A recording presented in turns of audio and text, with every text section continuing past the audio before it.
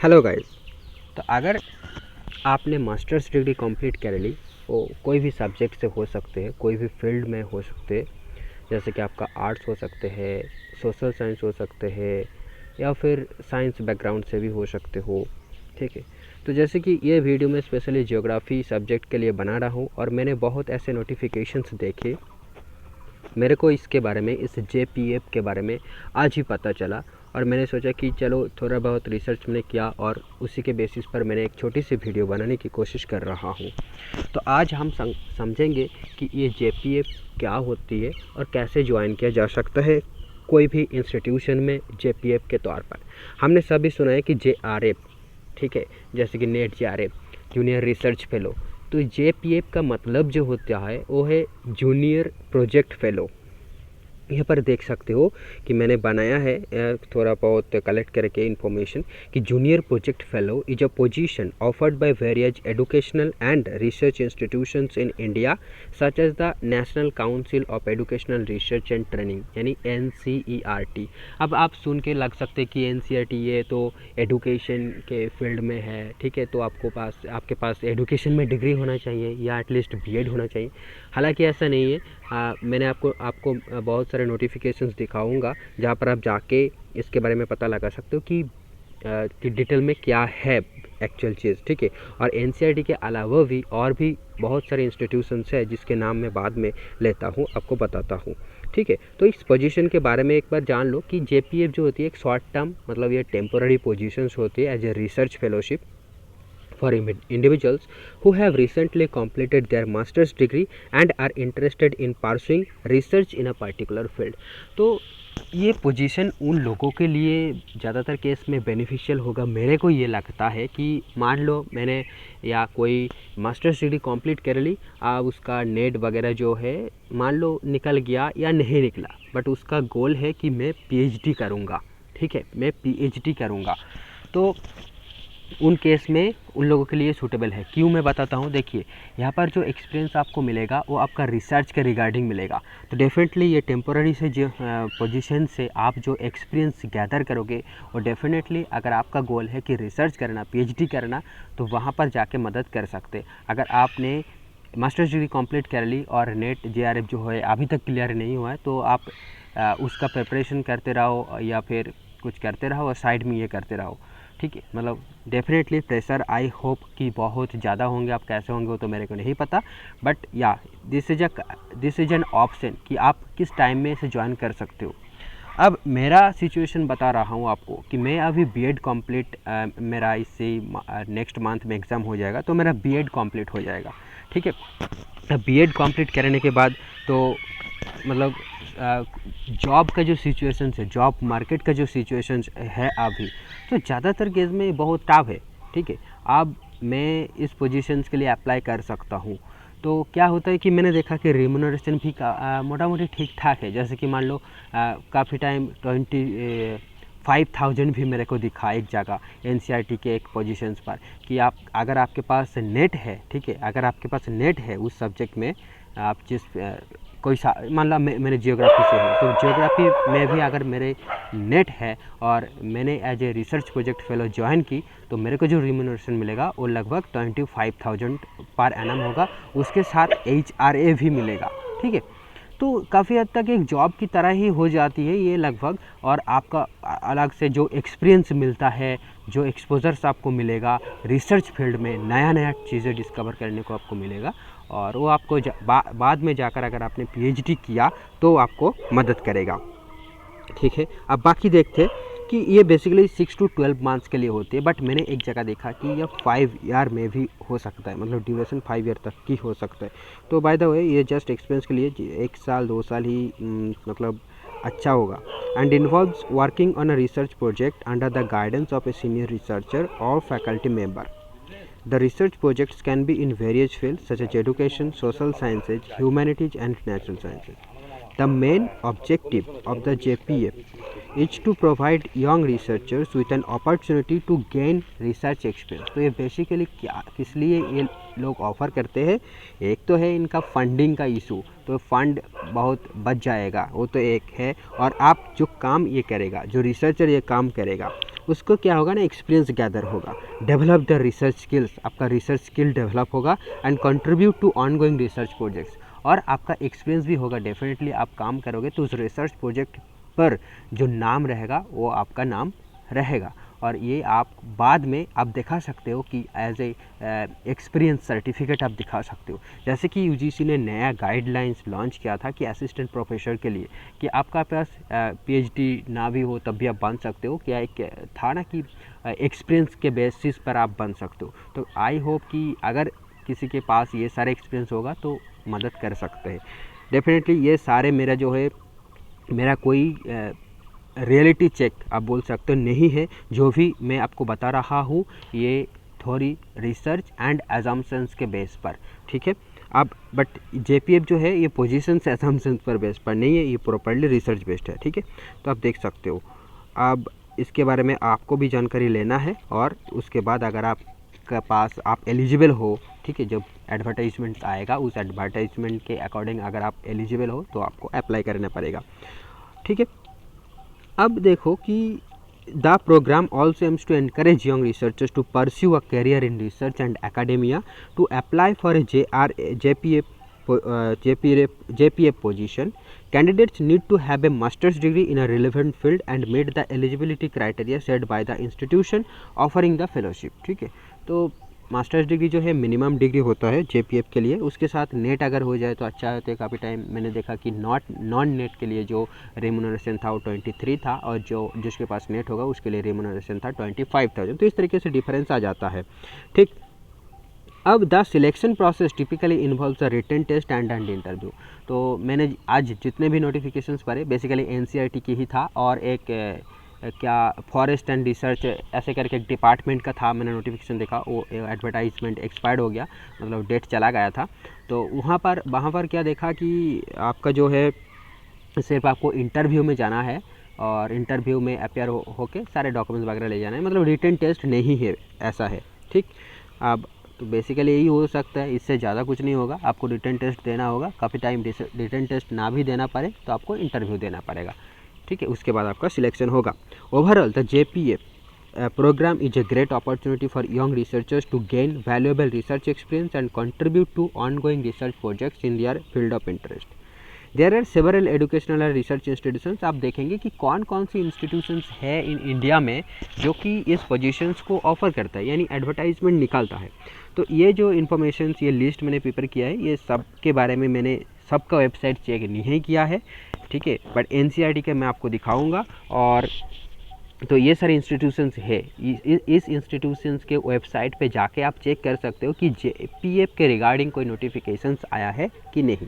देखोगे NCERT, then हो गया Indian council of social science research ICSSR, then ICHR, ICPR and ICWA, ठीक है।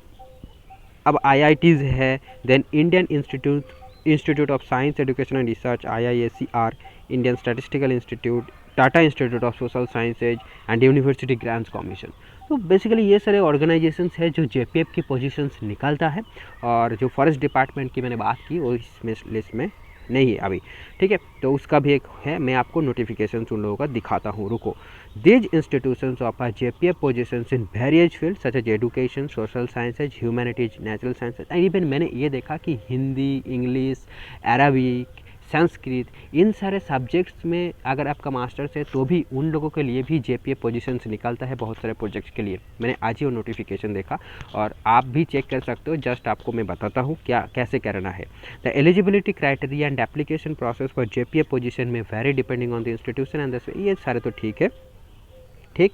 अब individual interested in pursuing a JPF position should visit the websites of these institutions to learn more about the available opportunities and application requirements. ये बहुत important बात है कि अगर आपको जानना है सही तरीके से, मतलब सही इन्फॉर्मेशन आपको लेना है, तो देखिए इस एक वीडियो से या कोई और वीडियो से ना लेकर आप सीधा उसकी वेबसाइट को विजिट कीजिए। उसका जो एडवर्टाइजमेंट से निकलता है, जो PDF निकलता है, उसे अच्छे से पढ़िए, उसको समझने की कोशिश कीजिए, आपका समझ में आ जाएगा।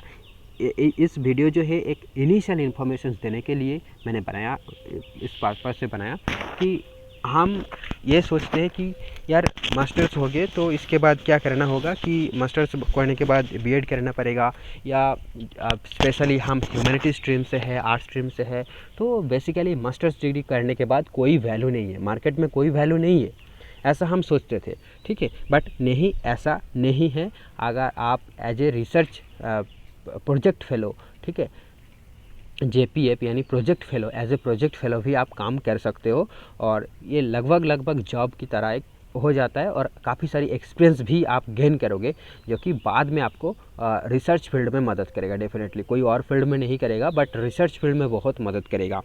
ठीक है, आपकी जो अगर आपके पास रिसर्च करने का ड्रीम है, तो आप उसे आगे ले जाने के लिए, मान लो आपका कोई दिक्कत है, फाइनेंशियल इश्यूज़ है, कोई भी है, तो आप as a project fellow join कर सकते हो। ठीक है, और आपका जो एजुकेशन है वो आप आगे ले जा सकते हो। ठीक है, और इसके साथ साथ एक्सपीरियंस तो आएगा ही, वो तो हर फील्ड में आएगा। आप कोई भी फील्ड में रहोगे तो वहाँ से एक्सपीरियंस गेन होगा। अब आपको उन्हीं एक्सपीरियंस को लेना है। आप जिस फील्ड में आप जाना चाहते हो, आपका गोल क्या है, ठीक है, तो आप गोल ओरिएंटेड ज्ञान लो, गोल ओरिएंटेड एक्सपीरियंस लो, और सक्सेस होने में कौन कौन रोकेगा, फिर आपको कोई नहीं रोक पाएगा। ठीक है, तो ये जो है JPA पोजीशन के बारे में है। आप मास्टर्स डिग्री जब कर रहे हो तब भी ये सारी चीज़ें एक्सप्लोर करना स्टार्ट करो। मास्टर्स डिग्री कर लेने के बाद नहीं है, आपको पहले से ही ये सारे नोटिफिकेशन चेक करते रहना है, ताकि आप जस्ट मास्टर्स डिग्री कंप्लीट हो और उसके बाद आप एंगेज हो सकते हो, फिर बाकी सारे रिसर्च कर सकते हो। हम तब गाइडेंस की ढूंढते हैं जब मास्टर्स डिग्री कंप्लीट हो गया, अरे आप क्या करें, कुछ नहीं मिल रहा है, मतलब जानकारी नहीं है, क्या करें, फिर हम जाते हैं इधर उधर गाइडेंस लेने के लिए। ठीक है, बट ऐसा नहीं करना है। आप पहले से प्रिपेयर करो, पहले से सोचो कि क्या करना है। आप जब आप मास्टर्स डिग्री में एडमिशन ले रहा हो, मान लो आप फर्स्ट ईयर में हो या फर्स्ट सेमेस्टर में है, तो अभी से आप पता लगाओ कि यार मेरे को नेट JRF तो क्लियर करना है। ठीक, उसके साथ साथ और क्या अपॉर्चुनिटीज़ रहता है, कहाँ मैं जाऊँ तो मेरे को मनी आ सकता है, काम कर सकता हूँ मैं। ठीक है, क्योंकि ultimately money matters, okay, and आपको जॉब ही चाहिए, क्योंकि अगर आप स्पेशली एक मिडिल क्लास या लोअर मिडिल क्लास से बिलोंग करते हो, तो definitely money is a huge problem for us. Okay, so ये बात है। तो आप आज अगर MA सेमेस्टर 1 या 2 में हो, तो आप इस चीज़ों को बारे में सर्च करना स्टार्ट कीजिए कि यार कब निकलता है, कैसे निकलता है एडवर्टाइजमेंट, मतलब अपडेटेड रहिए। ठीक है, क्योंकि देखिए हमारा अभी का जो सिस्टम है कि ये सेंट्रलाइज्ड नहीं है, बहुत ही डिसेंट्रलाइज्ड है। कब क्या एडवर्टाइजमेंट निकल रहा है वो हमको पता नहीं चलेगा, अगर हमने बहुत मेहनत करके उसके बारे में अपडेट ना लिया तो। ठीक है, अभी तो बहुत इजी है, क्योंकि बहुत सारे टेलीग्राम चैनल से है, यूट्यूब चैनल से, बट इसमें ना डिस्ट्रैक्शन से भरे पड़े हैं। अगर आप एक ढूंढो, आपका तरीका ढूंढो कि कैसे कहाँ से लेना है, मैं टेलीग्राम चैनल से लूँ या यूट्यूब चैनल से लूँ, आपको जो शूट करता है वहाँ से आप एक्सपीरियंस, मतलब इन्फॉर्मेशन लो, खुद रिसर्च करो, मतलब सर्च करो, खुद रिसर्च करो। ठीक है, तो निकालो, सारे चीज़ें ढूंढ के निकालो। तो ये था कुछ बातें JPF के रिगार्डिंग, यानी जूनियर प्रोजेक्ट फेलो। अब मैं आपको दिखाऊंगा कि मेरे को ये इन्फॉर्मेशन मिला कहाँ से, मेरे को भी पता नहीं था। ठीक है, तो मैं आपको दिखाता हूँ। NCERT में हम अगर गया आज यहाँ पर, तो देखिए यहाँ पर जो है NCERT में अनाउंसमेंट सेक्शंस पर जाओगे, तो यहाँ पर अनाउंसमेंट में जाकर वैकेंसीज़, तो यहाँ पर वैकेंसीज़, एकेडमिक्स वैकेंसीज़, तो ये सारे जो है वेबसाइट में जाकर आपको चेक करना है। किसी थर्ड पार्टी में अगर आप डिपेंड रहोगे तो बहुत सारी चीज़ें मिस कर जाओगे। ठीक, अब देखो यहाँ पर नॉन एकेडमिक जो है यहाँ पर भी कुछ सारे चीज़ें थे, और यहाँ पर जो है प्रोजेक्ट स्टाफ, यहाँ से मेरे को बेसिकली मिला। तो यहाँ पर देख सकते हो, recruitment of 5 junior project fellow JPFs at DTE NCERT। अब ये जो है, अब इसी के अंदर से मेरे को ये JPF के बारे में पता चला आज। तो अगर आप इंटरेस्टेड हो कि इसका नोटिफिकेशन पढ़, मेरे पास ऐसे डाउनलोड किया हुआ है, तो आपको मैं खोल के एक दिखा सकता हूँ। ठीक है, तो आई थिंक ये जो है DTE ये वाला शायद JPF, हाँ, तो ये 27 अप्रैल, ये देखो 27 अप्रैल का ये नोटिफिकेशन है। तो अगर आप क्या कि masters degree in education science social science humanities with minimum 55% marks, ठीक है, तो आप इतना मार्क्स रहेगा तो आप एलिजिबल हो जाओगे। और डिज़ायरेबल क्वालिफिकेशन में क्या मांगा है कि बीएड मांगा है एज एनसीईआरटी या एजुकेशनल बॉडी। और यहाँ पर देख सकते हो फेलोशिप का अमाउंट क्या है ना, पर मंथ 25,000 आपको मिलेगा अगर नेट क्वालिफाई हो आप, और 23,000 मिलेगा अगर आप नेट क्वालिफाइड नहीं हो, तो ज़्यादा फर्क नहीं है, ठीक है। आप इसका एप्लीकेशन फ़ीस वगैरह कुछ नहीं है, आपको जस्ट इस फॉर्म को फिल करके यहाँ से इस ईमेल आईडी पर भेजना है 10 मई के पहले, ठीक है, 10 मई से पहले 5 PM से। तो बेसिकली और भी सारे जो नोटिफिकेशंस यहाँ पर दिख रहा है आपको, ये भी जो है JPF के रिगार्डिंग ही है। तो आप सिंपली मैं इस लिंक पे जाकर आप क्लिक कर सकते हो, विज़िट कर सकते हो, ठीक है, चेक कर सकते हो। तो ये हो गया आपका प्रोजेक्ट स्टाफ के बारे में या जूनियर प्रोजेक्ट फेलो के बारे में आपकी जो है थोड़ी जानकारी मैंने दिया। अब मैं आपको दिखाऊंगा एक चीज़ और कि मेरे को जो भी एडवर्टाइजमेंट के वगैरह नोटिफिकेशंस मिलता है वो बेसिकली मैं क्या करता हूँ ना, मेरा एक टेलीग्राम चैनल है, वहाँ पर मैं शेयर करके रखता हूँ। तो मैं उस चैनल को एक बार दिखा देता हूँ। और यहाँ पर मैंने और एक चीज़ शेयर किया है आज जो आपको दिखाता हूँ। ये देखो, मैंने ये लिखा था कि yes you can get temporary jobs after masters in geography. जो मैंने बताया है कि हम सोचते हैं कि हम किसी काम के लायक नहीं है मास्टर डिग्री करने के बाद, क्योंकि हम आर्ट्स या ह्यूमैनिटी स्ट्रीम से हो, बट ऐसा नहीं है, ठीक है। तो आपको क्या है, सर्च करना होगा। ये देखो, ये जो एडवर्टाइजमेंट है ये एक्सपायर्ड हो गया है, मतलब इसका डेट चला गया। ये देखो, Indian council of forestry research and education, forestry research and education department से ये वैकेंसी आया था। और यहाँ पर देखो साफ साफ मेंशन्ड हुआ है, सिर्फ सोशल साइंस या आर्ट्स ह्यूमैनिटीज़ की तरह नहीं है, यहाँ पर लिखा हुआ है जियोग्राफी। और यहाँ पर देखो डिज़ायरेबल क्वालिफिकेशंस क्या है, बीएड नहीं है, डिज़ायरेबल क्वालिफिकेशन है exposure to RS and GIS. अब जीआईएस वगैरह हम पढ़ते हैं, ठीक है, ये मास्टर्स डिग्री में। तो अगर कुछ आप सीख लो कहीं से सर्टिफिकेट वगैरह, तो आपको वो काम में आएगा। और यहाँ का जो रिम्यूनरेशन है देख सकते हो 20,000 प्लस हॉस्टल एकोमोडेशन, मतलब आप रहने के लिए जगह भी देगा, हॉस्टल देगा, या फिर आपको HRA मिलेगा, ठीक है, HRA मिलेगा आपको, ये बात है। अब देखो इसका टाइम पीरियड कितना, देखो कि फ्रॉम 2020 टिल जून में बी एक्सटेंडेड फॉर 6 मंथ्स, ठीक है। तो ये 2020 क्यों दिखा रहा है ये मेरे को नहीं पता, बट ये जो एडवर्टाइजमेंट था ये देखो 2023 का था। वॉक इन इंटरव्यू ऑन 25 अप्रैल, मतलब इस पोस्ट में अगर कोई अप्लाई करना चाहता था तो आज 25 अप्रैल को उसको इंटरव्यू के लिए जाना पड़ता था, ठीक है, और साथ में ये सारी चीज़ें लेकर जाना चाहिए था। तो ये सारी चीज़ आप पढ़ सकते हो। यहाँ पर भी देखो एक जियोग्राफी रिलेटेड है। तो मैंने वहाँ पर पहले बोला ना कि इसका जो ड्यूरेशन होता है बेसिकली 6 मंथ्स टू 1 ईयर तक की होती है, बट यहाँ पर आप देख सकते हो पीरियड जो है 5 ईयर, तो 2020 से लेकर 2025 तक, मतलब ये प्रोजेक्ट शायद 2020 में शुरू हुआ है और 2025 तक चलेगा। अब इसके बीच में शायद टेम्पोररी आपको एक बछड़ मतलब 1 ईयर तक किसी फेलो को, प्रोजेक्ट फेलो को रखा जाएगा और उसके बाद फिर नया कोई आएगा। ऐसा लॉजिकल नहीं रख रहा है मेरे को बोलने में या सुनने में, बट फिर भी इसके बारे में कोई मेंशन यहाँ पर है नहीं, तो मैं आपको इसके बारे में नहीं बता सकता हूँ, ठीक है। तो ये ड्यूरेशन जो है ये काफ़ी हद तक अच्छी है। और ये देखो फील्ड असिस्टेंट पोजीशन है, 1 पोजीशन है, और यहाँ पर है जूनियर प्रोजेक्ट फेलो, ठीक है। और ये होगा field assistant position, sorry second वाला जो है ये फील्ड असिस्टेंट पोजीशन, तो इसका रिम्यूनरेशन है 80,000। तो इस तरीके की अपॉर्चुनिटीज़ है, ठीक है। आप एक्सप्लोर करते रहोगे तो आपको पता चलेगा, और आपका जो है पढ़ाई वगैरह आप ऐसे करके मतलब चलाना पड़ेगा यार, क्या कर सकते हैं हम, ठीक है। जब अगर इतना दिक्कत हो गया जॉब मिलने की, तो हमको ऐसे ही कुछ करना पड़ेगा। ये सारे टेम्पोररी पोजीशंस पे ही हमको पहले ज्वाइन करना है, ठीक है। उसके बाद जैसे जैसे एक्सपोजर मिलते जाएगा वैसे वैसे हम क्या है ना कि एटलीस्ट कुछ ना करने से बेहतर है एटलीस्ट कुछ करें, तो वही बात है। तो अगर आप इंटरेस्टेड हो ये सारे फील्ड में तो आप चेक कर सकते हो। एटलीस्ट मास्टर्स डिग्री के बाद आई होप आपको ये इन्फॉर्मेशन मिल के खुशी होगी कि after masters degree you can do something right, and that can pay you per month at least minimum 20,000, that will pay you minimum 20,000 rupees per month, right. So I hope ये information आपको अच्छा लगा होगा, और अगर आपको जान के अच्छा लगा है तो ज़रूर चैनल को सब्सक्राइब करके रखिए। मैंने कोशिश कर रहा हूँ कि मेरा जो ये चैनल है, मैंने मेरा नाम जो है काफ़ी बार चेंज किया हूँ मैंने, चैनल का। तो बाय द वे अभी जो है मेरा नाम से ही इस चैनल का नाम रखा है। अब इसमें क्या है ना, मैंने जो वीडियोस बना रहा हूँ तो इस चैनल को सब्सक्राइब करके रखो, ठीक है। और मैंने ये सोचा है कि ये जो वैकेंसी रिलेटेड, क्योंकि मेरा अभी बीएड कंप्लीट हो रहा है, तो मैं उस जर्नी में हूँ कि जॉब सर्चिंग, ठीक है, जॉब सर्चिंग जर्नी में हूँ।